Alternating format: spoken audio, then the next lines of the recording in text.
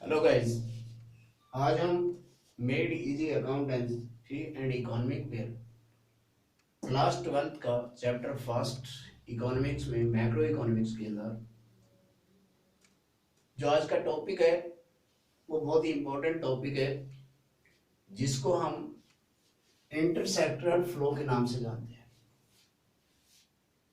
ये इंटरसेक्टरल फ्लो जो होता क्या है, इसे समझने के लिए हमने जो कल डिस्कस किया था कि जो हमारी पूरी की पूरी जो इकोनॉमी है उसको हमने 4 भागों में क्लासिफाइड किया था, जिसमें house hold sector, producer sector, government sector और एक्सटर्नल सेक्टर के ऊपर डिस्कस किया था। अगर इन चारों सेक्टर्स को हम मिला दें या हम ये कहें कि ईच सेक्टर अगर एक दूसरे के ऊपर जो है डिपेंड करे, प्रोड्यूसर सेक्टर हाउस होल्ड के ऊपर, हाउस होल्ड सेक्टर गवर्नमेंट के ऊपर, गवर्नमेंट एक्सटर्नल सेक्टर पे एक दूसरे के ऊपर ये डिपेंड करे, तो उसे जो डिपेंड होते हुए जो इनके अंदर एक दूसरे के अंदर जो फ्लो होता है उसे हम कहते हैं इंटरसेक्टरल फ्लो।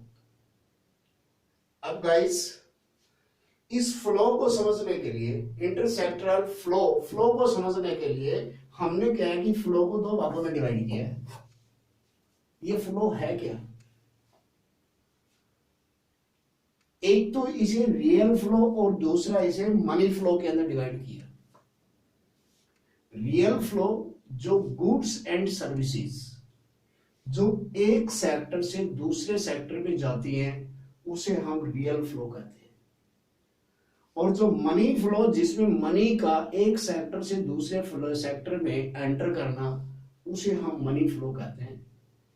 इसे समझना बहुत ही आसान है। इसके अंदर अगर हम देखें कि जो हमारा हाउस होल्ड सेक्टर है वो क्या है कि कल भी हमने डिस्कस किया था कि house hold sector producer sector को क्या देता है? फैक्टर, जैसे land, labour, capital. House hold से किस में जाती है? प्रोड्यूसर सेक्टर में।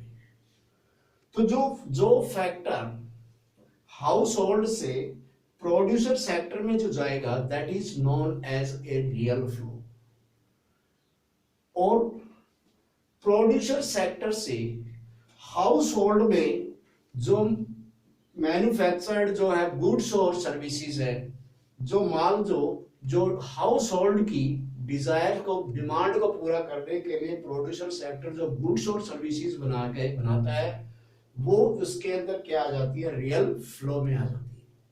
बहुत ही सिंपल है। अब इसके अंदर मनी फ्लो का अगर एग्जांपल लेते हैं तो प्रोड्यूसर सेक्टर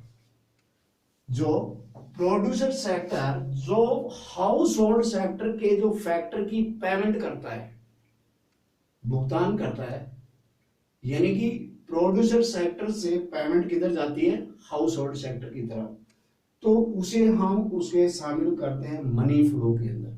दूसरा, अगर हाउस होल्ड सेक्टर से गुड्स एंड सर्विसेज का भुगतान के रूप में जो पेमेंट जाती है, मनी जो जाता है हाउस होल्ड से प्रोड्यूसर सेक्टर के अंदर, वो हमारा किस में आ जाता है? मनी फ्लो में आ जाता है। तो गाइस, ये बहुत ही सिंपल है, बहुत इजी है। इसको इजी वे में मैंने आपको समझाने की कोशिश की है। उम्मीद है कि ये आपको समझ में आया होगा। नेक्स्ट चैप्टर हम इनका इंटरसेक्टरल फ्लो जो है बाय डायग्राम, बाय मैप, उसको कल के वीडियो में लेके आएंगे। इसे लाइक और सब्सक्राइब करना न भूलें। Thanks, have a nice day.